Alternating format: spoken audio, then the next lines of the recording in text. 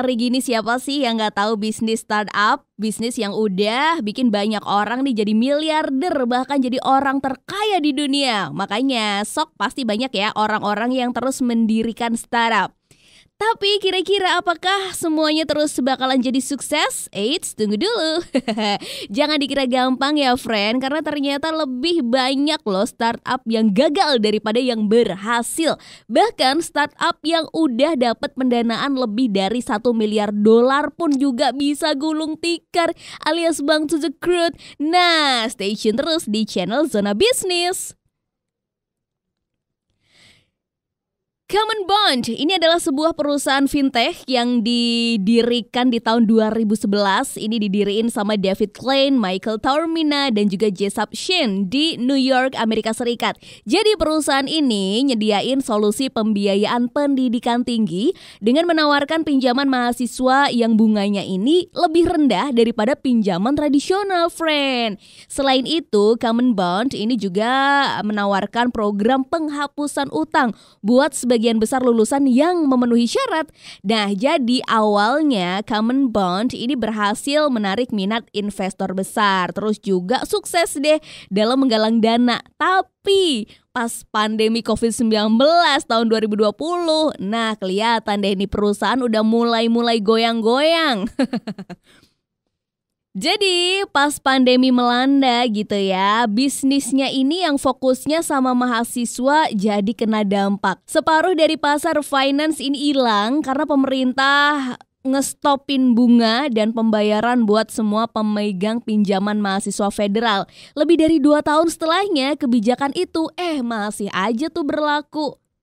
Gak mampu bertahan, akhirnya di tahun 2021 Common Bond ini ngumumin bahwa perusahaan bakalan diakuisisi sama perusahaan pembiayaan pendidikan asal Colorado namanya Nelnet Inc. Sayang banget ya friend, padahal Common Bond ini usahanya kalau aku bilang sih mulia banget. Mulia semulia-mulianya ya, karena udah beneran kasih solusi finansial yang inovatif dan bermanfaat buat para lulusan perguruan tinggi yang mengalami kesulitan buat bayar pinjaman mahasiswa gitu kan. Oke deh, semoga besok-besok lagi bisa deh bakalan ada lagi gitu perusahaan macam kayak gini lagi ya friend. Nice Tuan, ini adalah perusahaan platform e-commerce komunitas yang nawarin barang-barang kebutuhan sehari-hari dan produk-produk lainnya. Jadi perusahaan ini kerjasama sama komunitas residensial lokal dan nyari produk dari gudang-gudang lokal dan juga produsen ini untuk nawarin barang-barang kebutuhan sehari-hari dan kebutuhan rumah tangga. Ini lengkap banget loh friend, jangan salah ya. Lengkap banget. Jadi ditawarinya ke penduduk setempat, tujuannya buat ngebangun ekosistem e-commerce komunitas yang efisien dan juga nyaman nih. Dengan fokus khusus di barang-barang kebutuhan sehari-hari dan produk-produk yang fresh banget. Nah, di bulan April 2018, Nice Tuan ini didiriin dan menerima pendanaan awal sebesar 100 juta yuan. Ini kalau didolarin sekitar 15,7 juta dolar. Dan di tanggal 30 Agustus 2019, perusahaan ini menyelesaikan penggabungan dengan platform lain namanya Niwonin. Ini jadi perusahaan terkemuka pembelian kelompok komunitas. Nah, terus di pertengahan tahun 2020 nih, dengan efisiensi operasi dan juga rantai pasokan, Nice Tuan ini berhasil mencapai margin keuntungan yang positif. Tapi akhirnya nih banyak perusahaan yang masuk ke industri ini dengan kehadiran Meituan, ada juga ByteDance, ada Didi, Pinduoduo, ada juga Kuaishou, ada JD.com. Wah, persaingan makin berat nggak tuh?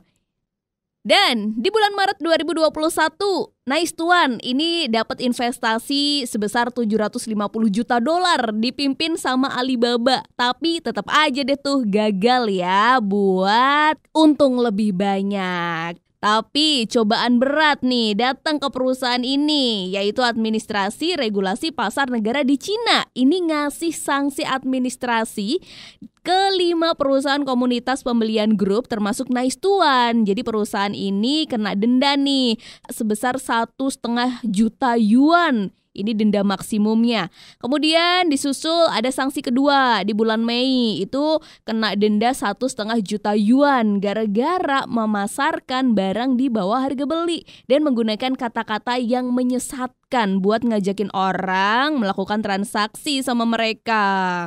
Terus di bulan Maret 2022, ini puncaknya nih, setelah gelombang pemecatan terus berlangsung, perusahaan langsung ini nutup bisnisnya di kota-kota Cina. Udah mulai masuk ke tahap pasca bangkrut di mana mereka menangani pembayaran kepada pemasok dan penyelesaian dengan karyawan.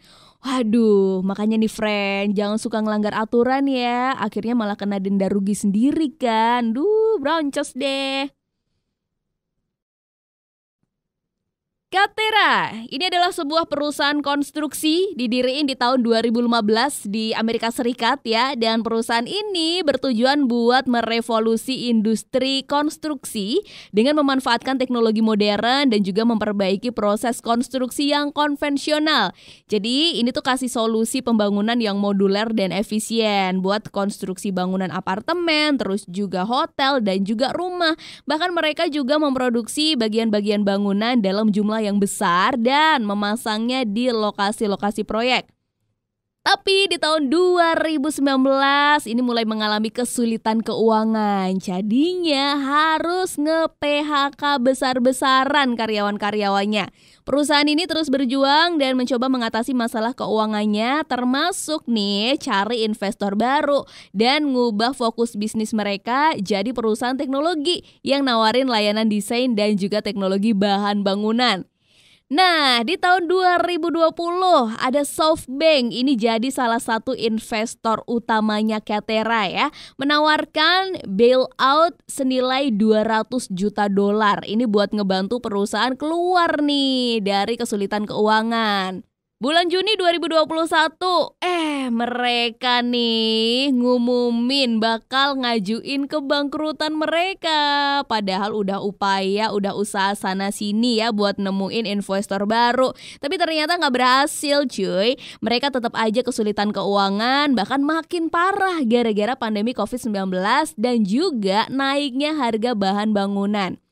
Kegagalan Katera ini nggak bisa disalahin dengan sejumlah alasan termasuk pergantian CEO yang terus-menerus, kurangnya fokus, penutupan pabrik, catatan yang kontroversial ya dalam pengerjaan proyek, dan tenaga kerja yang nggak efisien. Ini ternyata juga berkontribusi nih yang jadi masalah bangkrutnya Katera. Dan juga mereka udah ngerekrut banyak banget arsitek dan juga insinyur berbakat, tapi sebagian besar dari mereka berasal dari perusahaan tradisional. Jadinya nggak bisa beradaptasi tuh sama perubahan zaman yang pastinya udah jadi lebih canggih dan juga modern ya. CEO dari SoftBank, Masayoshi Son, ini mengindikasikan bahwa Katera dan juga WeWork ini adalah kegagalan investasi terbesar mereka sampai saat ini. Wah, emang paling parah Katera ini ya. Semoga aja nggak sampai ngeganggu pembangunan nasional ya, friend.